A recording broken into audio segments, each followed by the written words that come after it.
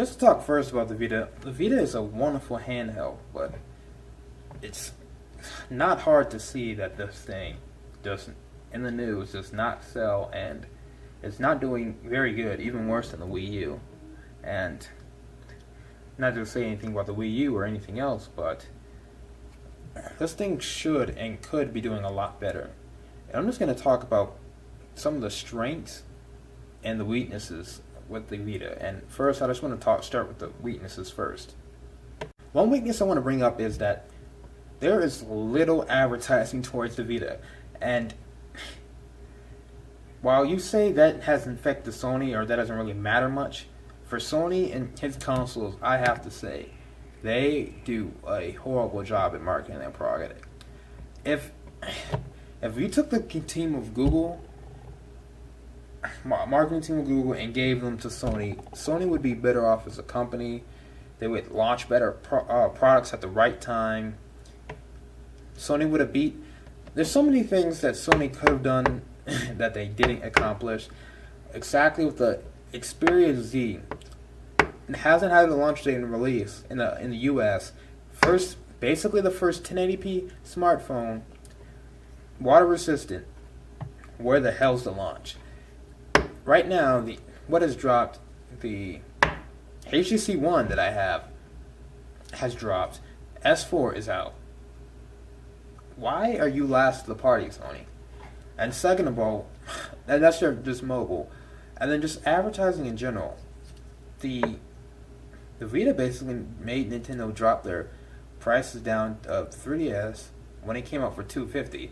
A lot of people thought that wasn't going to happen, but it did. And that really rolls into my next point, though.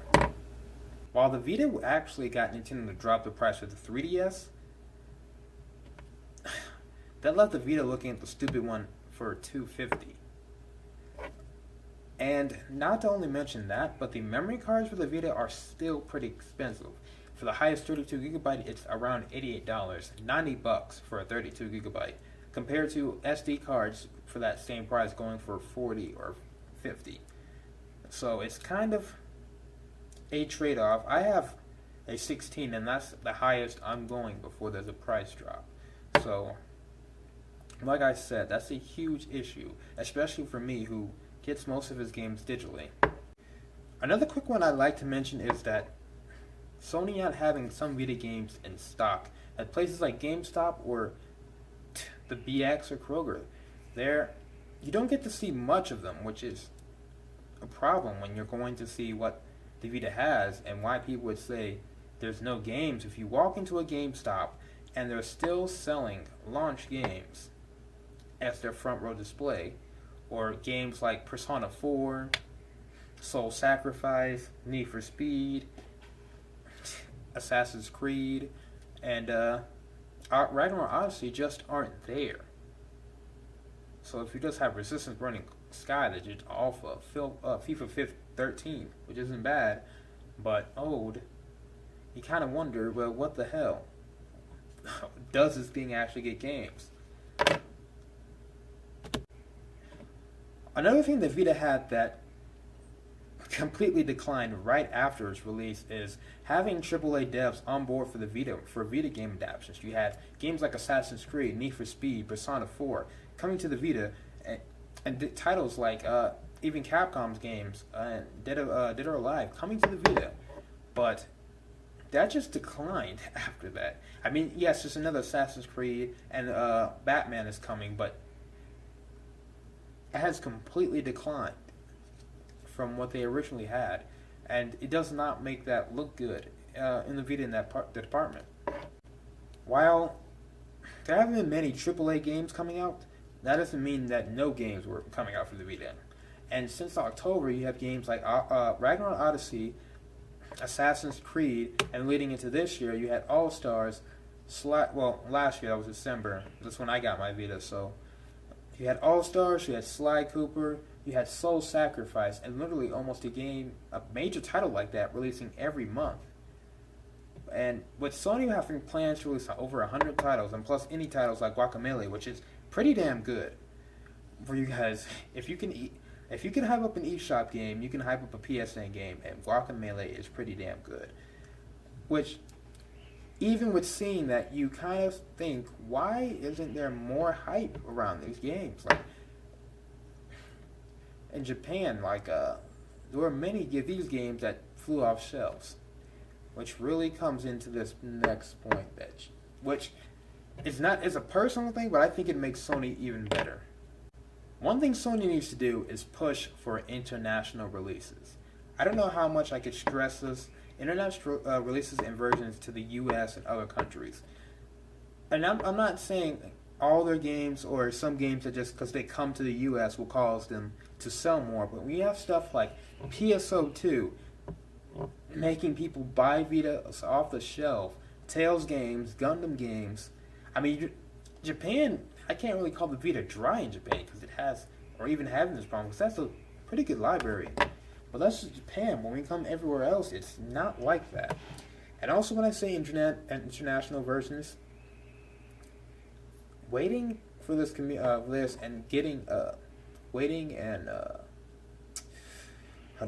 for games, something like Tales or PSO2, just really, it doesn't really help the Vita when there's so much titles in Japan and the US missing some. And I think Sony should push developers to make international versions, or either English version, or even having half subbed, or you know what I mean, with just Japanese language dubs over it, or at least they're getting games in the US.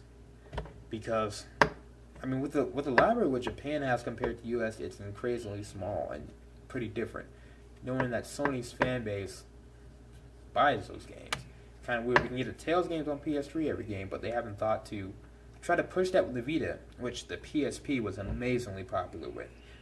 Well, not to say so much that it sold more than 3DS, and I'm not saying the PSP sold well at all, but still, the PSP did good enough to get games like Crisis Core, freaking Dissidia, and titles like that, and even PSO Portable 2, and the series like that. So there's really no excuse for that.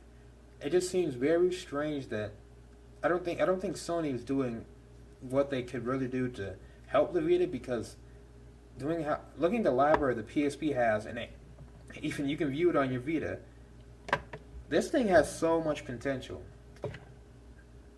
So much, people. Even looking at games, comparing games, even like Monster Hunter to Soul Sacrifice, there is a gap here.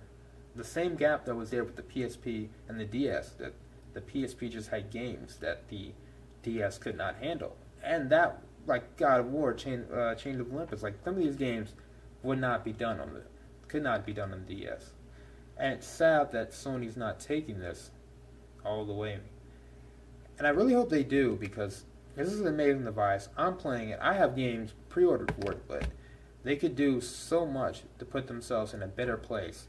So more people will be on board, more games. And hey, I'm down for more games. But tell me what you guys think. What do you think's wrong with the Vita if I haven't already mentioned, or what do you agree? Or what games would you like to see on the Vita? Thank you guys for watching this video, and peace.